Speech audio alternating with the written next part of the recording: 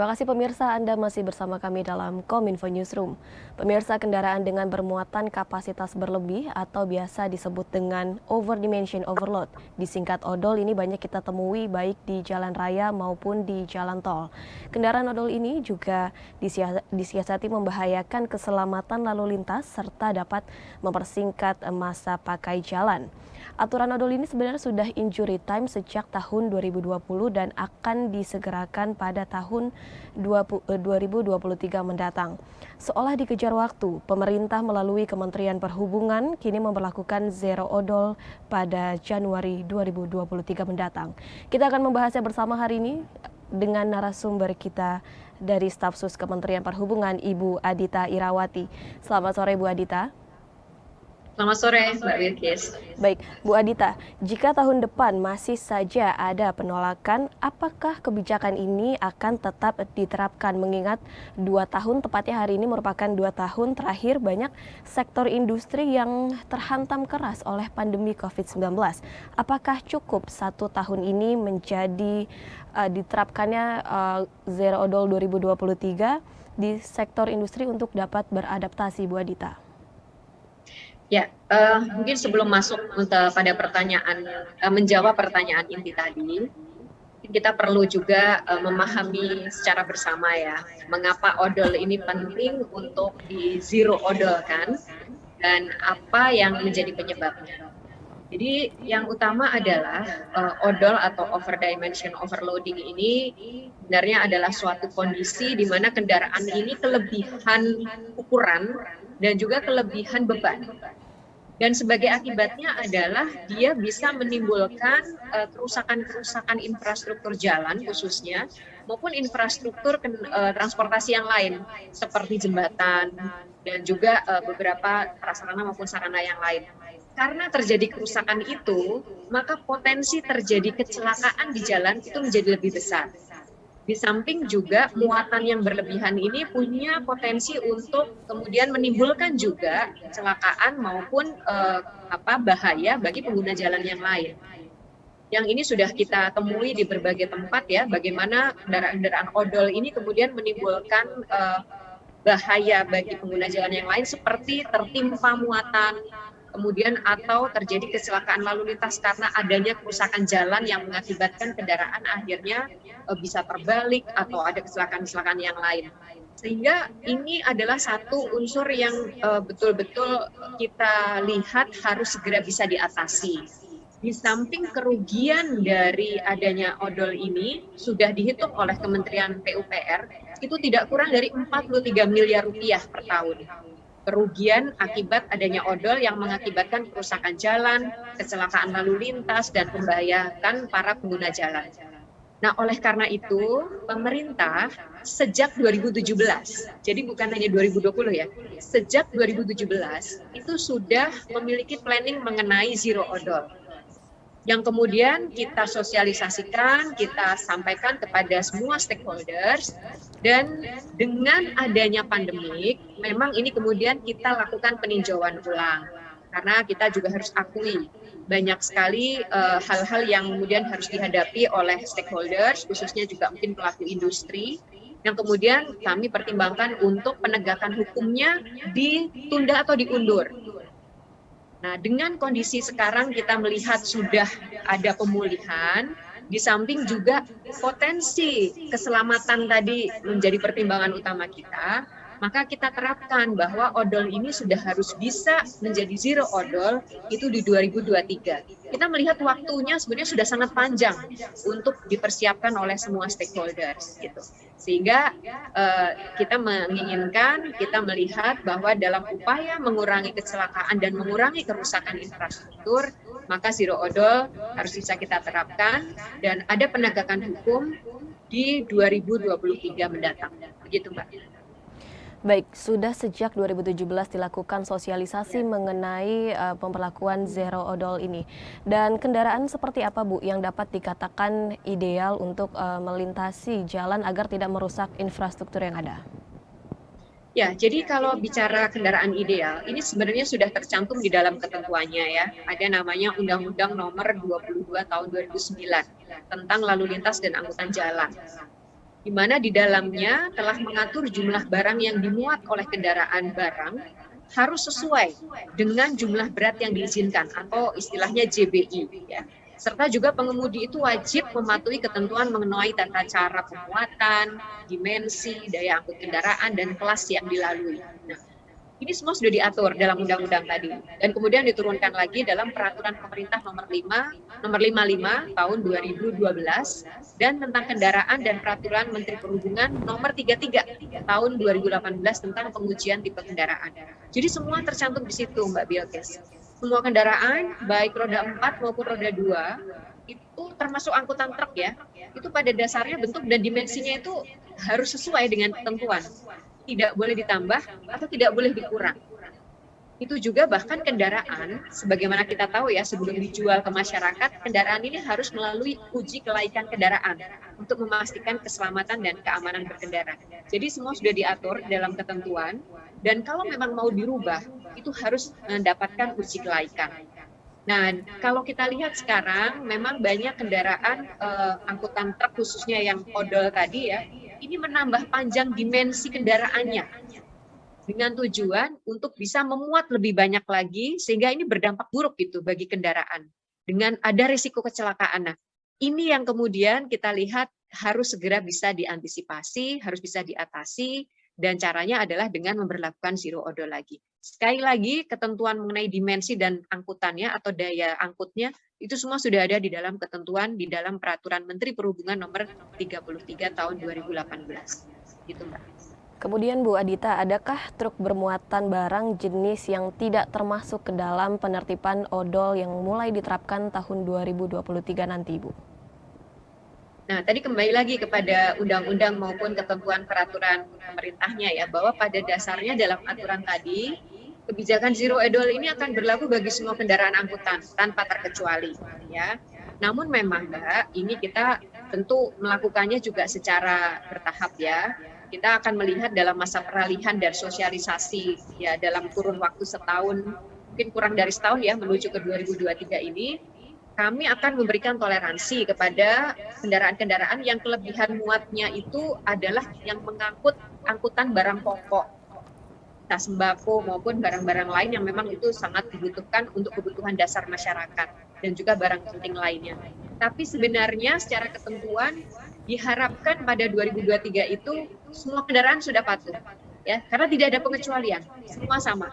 Yang penting mereka tidak kelebihan muat dan tidak kelebihan dimensi gitu.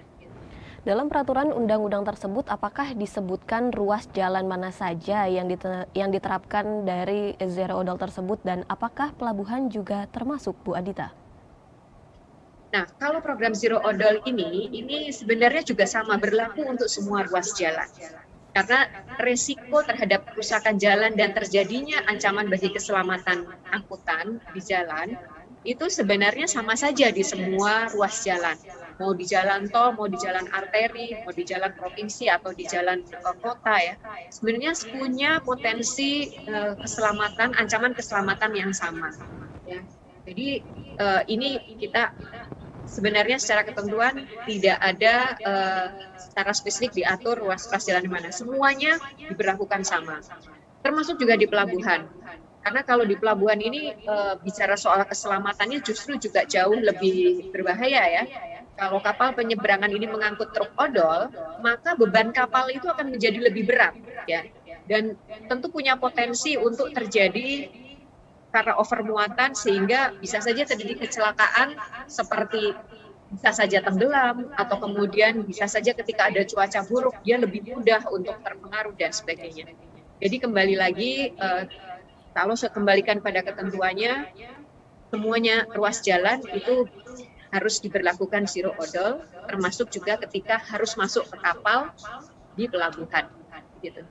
Baik, jika nantinya sudah dilakukan sosialisasi dengan berbagai cara, kemudian bagaimana Bu praktik pengawasan untuk di lapangan agar tidak terjadi main mata antara pengendara kendaraan odol dan juga penjaga petugas yang berjaga?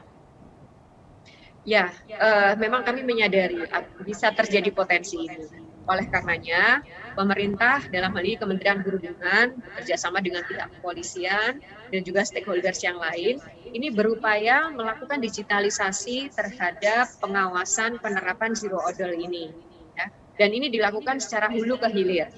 Jadi seperti Kementerian Perhubungan ini juga sudah melakukan digitalisasi buku KIR ya, yang menjadi kartu bernama Blue atau bukti lulus uji elektronik. Jadi dengan digitalisasi ini diharapkan kita bisa memutus potensi terjadinya istilah tadi main mata tadi ya, termasuk juga peningkatan kualitas jembatan timbang, kualitas SDM sampai penindakannya di lapangan. Nah, selain itu, sekarang ini kan mungkin sering didengar istilah LT itu ya, atau ETLE. ETLE ini adalah Electronic Transport Law Enforcement.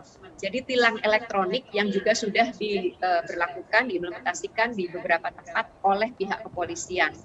Nah, dengan adanya integrasi antara e-tilang dari Dijen Perhubungan Darat di Kementerian Perhubungan dengan ETLE atau Electronic Transport Law Enforcement dari pihak kepolisian ini, diharapkan pemberlakuan penegakan hukumnya sudah bisa diberlakukan secara digital. Sehingga kita juga memutus potensi terjadinya pungli yang mungkin saja terjadi di lapangan. Ya tentunya ini kita kembalikan juga kepada bagaimana integritas dari para petugas ya, yang ini kemudian juga kita sudah tekankan dari awal bersama-sama juga dengan Korlantas Polri, kita menyampaikan kepada seluruh unsur, pada seluruh petugas untuk bisa betul-betul mengawasi, karena potensi terjadinya kecelakaan dan ancaman keselamatan itu begitu besar karena adanya odol ini, sehingga kita seharusnya tidak bertoleransi dengan itu, karena keselamatan itu adalah yang nomor satu. Kemudian sanksi apa Bu yang akan diberikan baik kepada pemilik barang maupun kepada industri yang memproduksi? Dan apakah ini sudah disosialisasikan kepada kementerian yang memproduksi barang sejenis yang berhubungan dengan konstruksi ini Bu? Ya, kalau sanksinya sudah diatur semua juga di dalam ketentuan ya. Ini ada dari mulai yang paling ringan seperti transfer muatan, putar balik, dan juga sanksi lain yang sifatnya lebih kepada pidana kurungan dan juga ada denda-denda. Jadi semua sudah diatur ya. Dan ini pun juga sudah disosialisasikan kepada seluruh pelaku, baik pelaku industri, perusahaan angkutan, dan juga beberapa komunitas atau asosiasi pengemudi juga sudah sosialisasikan. Nah, bagi industri karoseri yang merakit truk angkutan barang odol ini, termasuk di dalamnya bengkel karoseri dan dealer yang melanggar aturan dimensi kendaraan juga terancam sanksi pidana penjara dan juga denda puluhan juta rupiah. Jadi semua ketentuannya sudah diatur. Memang yang paling penting sekarang adalah melakukan sosialisasi secara terus-menerus, edukasi terus-menerus, sehingga masyarakat ini dan juga seluruh stakeholders memahami tujuan dari diberlakukannya zero odol ini. Karena sebenarnya juga untuk melindungi mereka sendiri sih. Kalau kemudian mengoperasikan kendaraan-kendaraan odol ini kan sebenarnya keselamatan dari pengemudi maupun keselamatan barang angkutan itu juga sebenarnya dalam ancaman gitu. Setiap saat bisa saja kemudian karena terlalu berat akhirnya runtuh atau roboh atau menimpa pengguna jalan yang lain. Ini kan kerugiannya juga sebenarnya kepada pelaku industri.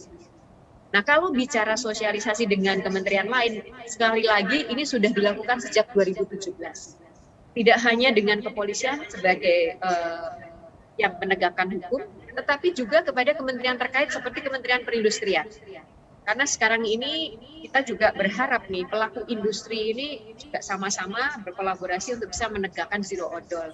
Dan tentu peran dari Kementerian Perindustrian menjadi penting ya, untuk juga sama-sama memberikan sosialisasi dan awareness kepada seluruh pelaku industri untuk bisa mematuhi zero odol ini. Jadi kembali lagi ya, kebijakan terkait zero odol ini sudah diberlakukan sejak tahun 2017. Maksud saya sosialisasi kebijakannya. Ya. Jadi diharapkan sih sebenarnya seluruh stakeholders ini setidaknya sudah paham mengapa odol ini harus diterapkan, ya zero odol harus diterapkan, dan juga apa yang harus mereka lakukan dan apa yang akan mereka hadapi kalau tetap melakukan pelanggaran. Jadi ini sudah dilakukan sejak lama. Kemudian adakah pemerintah memberikan insentif bagi perusahaan atau lembaga yang melakukan untuk peremajaan truk ini, Bu Adita? Ya, sampai dengan saat ini memang belum ada insentif-insentif yang diberikan, tetapi tentu kita tidak menutup kemungkinan-kemungkinan itu ya. Kita juga sadar bahwa ada pelaku industri yang sudah patuh dan sudah lebih dulu mengimplementasikan zero odol ini, dan kami sangat apresiasi hal itu. Tapi ada juga yang sampai saat ini pun sepertinya juga masih belum mematuhi. Ya, ini tentu nanti kita akan membahas lagi bersama asosiasi, bersama kementerian dan lembaga yang terkait. Yang namanya memberikan apresiasi atau insentif itu tentu masih bisa dipertimbangkan, tetapi yang paling penting sekarang kami akan fokus kepada sosialisasi dan pendekatan-pendekatan yang sifatnya lebih edukatif. Baik, Bu Adita Irawati selaku staf sus Kementerian Perhubungan sudah bergabung bersama kami hari ini dalam tema Injury Time Bebas Odol 2023. Bu Adita, terima kasih atas waktunya, Bu. Salam sehat, selamat lanjutkan aktivitas. Terima kasih banyak. Ya. Pemirsa, kami akan kembali dengan beragam informasi menarik lainnya. Tetaplah bersama kami, Kominfo Newsroom.